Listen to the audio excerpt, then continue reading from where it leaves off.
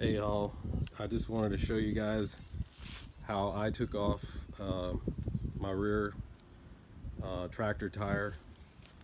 And first of all, I jacked it up. I loosened the wheel before I jacked it up. I had that's a 1/2 inch size. There's 2 washers that go on there, and this dust cap. Take the dust cap off, remove that center bolt. Some of them have C-clips, but mine happen to have a bolt instead of the C-clip. And set up your mower, put it on the jack and the axle, and I left my jack stand under there.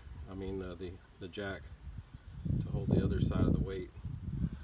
So then what I did was I took some PB blaster, sprayed it up real good, sprayed it on the inside of the axle and the outside.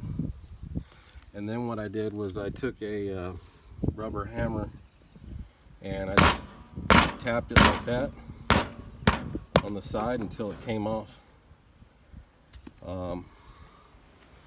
That was a 15, 16-year-old tire that I had on there. So like, subscribe, give me some comments, see what you guys think.